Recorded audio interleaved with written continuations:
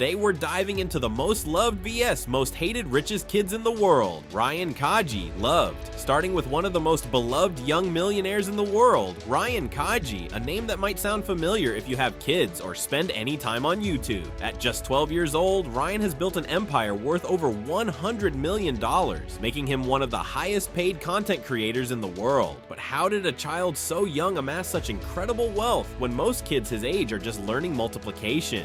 Hey guys, I'm pretend playing as Red Titan. What is this? A Red Titan comic book? And blank pages? You know what that means. Ryan's journey to wealth began at the tender age of 3, when his parents started uploading videos of him unboxing and reviewing toys on their channel Ryan's World, formerly Ryan Toys Review. What began as a simple hobby quickly transformed into a global phenomenon, with the channel now boasting over 38 million subscribers and billions of views. Be when you grow up. When I grow up, I want to be like an animator.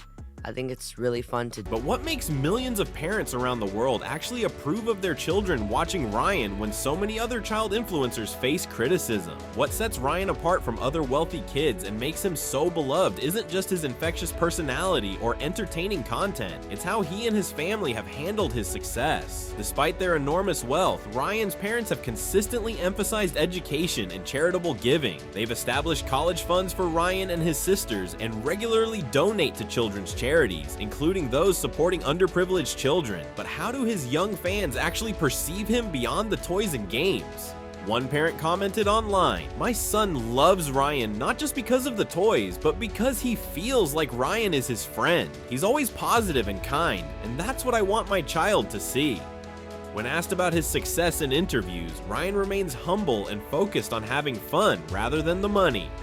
"I like making videos because it's fun," he told NBC News. His parents have also been transparent about putting most of his earnings into savings accounts and investments that he can access when he's older, ensuring he learns financial responsibility. But with all this money flowing in, would Ryan's empire expand beyond just YouTube videos? Ryan has expanded beyond YouTube into a vast business empire, including his own toy and clothing lines, books, video games, and even a show on Nickelodeon. However, despite his massive success, Ryan still attends school, does homework, and maintains as normal a childhood as possible, something his parents have made a priority. But what happens when wealth and fame lead a young influencer down a much darker path? Olivia Jade Giannulli, hated, but not all wealthy young people are as beloved as Ryan. Shifting gears dramatically, we turn to Olivia Jade Giannulli, whose name became synonymous with privilege and controversy following the 2019 college admissions scandal, an incident that revealed the dark side of wealth and influence. But how could a promising young influencer with everything going for her become one of the most criticized figures on the internet almost overnight? Before the scandal broke, Olivia was a rising social media star with nearly 2 million YouTube subscribers and lucrative brand deals with companies like Sephora and Amazon. The daughter of Full House actress Lori Loughlin and fashion designer Massimo Giannulli, Olivia grew up in luxury and privilege in Los Angeles. But what shocking betrayal of public trust would soon come to light?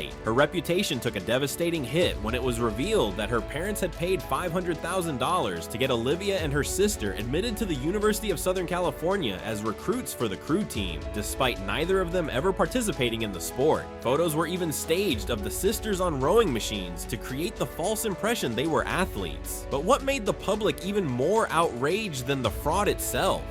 What made the situation worse was the discovery of Olivia's previous comments about education. In a YouTube video before the scandal, she had stated, "I don't really care about school, as you guys all know, and I don't know how much of school I'm gonna attend. I do want the experience of game days, partying. I don't really care about school, as you all know." These statements, coupled with the revelation of her parents' actions, led to massive public backlash. But how severe would the consequences be for this privileged influencer? The fallout was swift and severe. Olivia lost her brand deals, her parents served prison time, and she faced intense scrutiny and criticism online. Her subscriber count dropped dramatically, and she took a hiatus from social media as the controversy raged. But would she ever attempt to make amends with the public that once adored her? When she finally broke her silence on Red Table Talk in December 2020, Olivia admitted her ignorance about her privilege. "I didn't recognize 100% of the situation. Well, I didn't think about it because I didn't have to," she continued. "I've had a really strong intuition to bring myself back, and what feels authentic is to start talking." While some viewed her apology as genuine, others remained skeptical, with one Twitter user writing, "Olivia Jade on Red Table Talk is the epitome of white privilege. She's only sorry she got caught."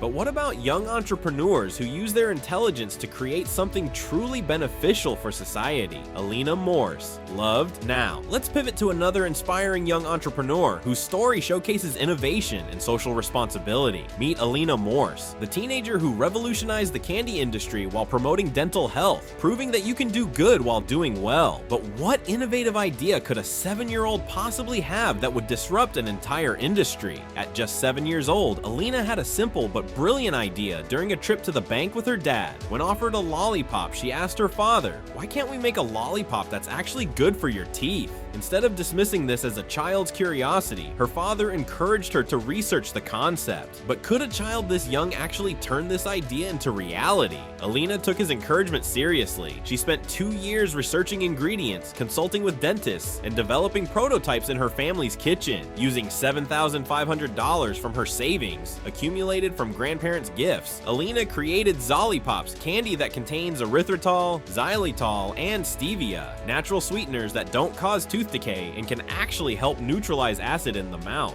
But would major retailers take a chance on a product created by a 9-year-old entrepreneur? By age 9, Alina had successfully pitched her product to Whole Foods Market, making her the youngest entrepreneur to have a product stocked by the health food giant. From there, Zollipops rapidly expanded to other major retailers including Amazon, Walmart, Target, and Kroger. But how profitable could candy that's actually good for you really be in today's competitive market? Today, Alina's company, Zolli Candy, is worth an estimated $6 million. The product line has expanded beyond the original lollipops to include Zolli Drops, Zolli Caramels, and Zolli Balls, all sugar-free and tooth-friendly alternatives to traditional candy. What makes Alina particularly beloved is her commitment to giving back through her Million Smiles initiative, which donates 10% of profits to support oral health education in schools. She's also donated over 250,000 of her tooth-friendly treats to schools participating in sugar-free programs. But what happens when a young person uses their platform solely to flaunt their wealth rather than create positive change? Donald Donlad Doer Hayden. I'm 14 and I call myself the richest kid in America. The most I have made off YouTube is about $20,000 a month. I have a luxury taste. In stark contrast to Alina's innovation-driven success stands Donald Donlad Doer, the self-proclaimed richest kid in America, whose lavish lifestyle displays and controversial statements have earned him significant criticism online. But how extreme could his wealth flaunting possibly be to earn him such widespread disapproval? At 18 years old, Donald has amassed a following of over 580,000 on YouTube and claims a net worth of approximately $1.2 million, primarily from social media content, sponsorships, and merchandise sales. Unlike many of the young entrepreneurs on our list, Donald's content centers almost exclusively around showing off his wealth. But what kind of content could be so controversial that it alienates even other wealthy influencers? His videos frequently showcase his luxury possessions, expensive sports cars, designer clothes worth thousands, a massive mansion, and extravagant shopping sprees where he spends more on a single day than many families earn in months. One particularly controversial video titled "Spending $30,000 in 10 Minutes" showed Donald casually purchasing luxury items while making comments like, "Money isn't a problem for me," and "I can buy whatever I want." The video received significant backlash, but what impact might this have on his young, impressionable audience? Unlike other wealthy kids who emphasize charity or innovation, Donald has built his brand on the rich kid persona, often making comparisons between himself and his viewers. In one video, he states, "I'm not like regular people. I live a different lifestyle that most people only dream about." This attitude has sparked criticism from viewers and content creators alike. Popular commentary YouTubers have made videos analyzing Donald's content, noting there's something particularly disturbing about a kid whose entire identity is built around having more money than other kids. It creates this weird dynamic where he's positioning himself as better than his young viewers. But are there young wealthy individuals who successfully balance fame from an early age with developing genuine business skills. Isabella Barrett, loved. Following the controversy surrounding Donald Dowger, let's turn to a young entrepreneur who has used her early fame as a springboard for legitimate business success. Isabella Barrett first entered the public eye as a contestant on TLC's Toddlers and Tiaras. My name is Isabella Barrett. Hello. At the age of 6 years old, I became named one of the youngest self-made millionaires in the US. Now I'm 15 and I have 3 companies.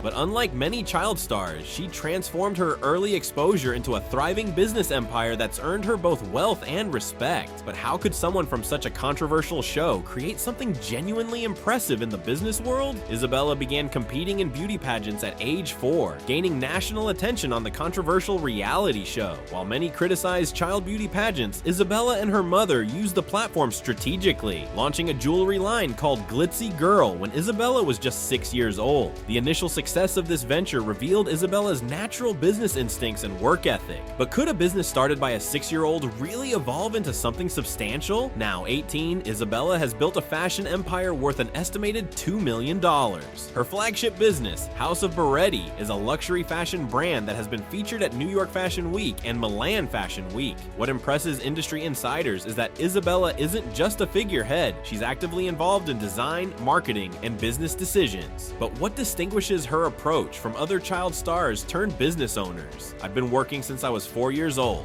Isabella told Business Insider, "I think I've developed a really strong work ethic because of that. Nothing has ever been handed to me. I've had to earn it." What sets Isabella apart from controversial child stars is her focus on education alongside her business ventures. She's maintained excellent academic performance while running her companies and has spoken about her plans to study business and fashion design in college. But does her success extend beyond just making money for herself? Fashion industry veteran Marlene Markowitz praised Isabella's approach. "What impresses me most about Isabella isn't just her design talent, but her understanding of the business side of fashion. She talks about profit margins, marketing strategy, and supply chain issues with the fluency of someone twice her age." Isabella has also made efforts to give back, creating a scholarship program for aspiring young designers from disadvantaged backgrounds and hosting free design workshops for children interested in fashion. During the COVID-19 pandemic, her company pivoted to produce fashionable masks, donating one for every one sold. But what happens when a child's entire persona online is built on fabrications and inappropriate content? Lil Tay hated. Shifting from Isabella's inspiring entrepreneurship, we now turn to one of the most controversial young internet personalities of recent years. Lil Tay, whose rise and fall represents the darker side of viral fame and wealth flaunting. But how could someone so young create such widespread controversy online? In 2018, at just 9 years old, Lil Tay shot to internet infamy with videos showing her throwing cash, claiming to own luxury mansions and sports cars, and using explicit language while boasting about her supposed wealth. Her catchphrases included, "I'm the youngest flexer of the century," and claims that she got all this money and was richer than all y'all. But what made these videos particularly shocking to viewers around the world? The videos were shocking not just for their materialistic content, but because of Tay's young age. In one particularly controversial clip, she showed off a Rolls Royce saying, "This is mine, I'm 9 years old, I don't live in Atlanta. I live in the hills, I'm rich as Faye.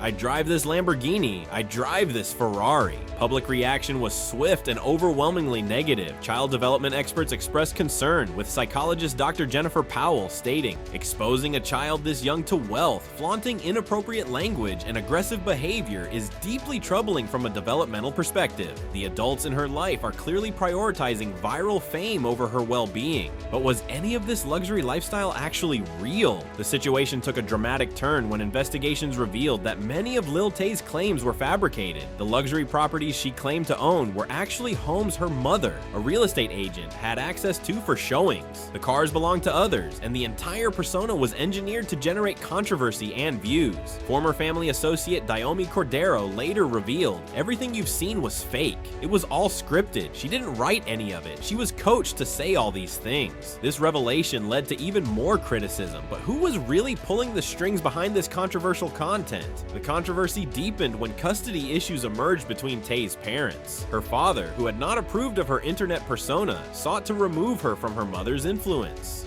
court documents revealed concerns about her education being neglected and the psychological impact of her internet character. But are there examples of young content creators who manage to achieve success while maintaining authenticity and age-appropriate content?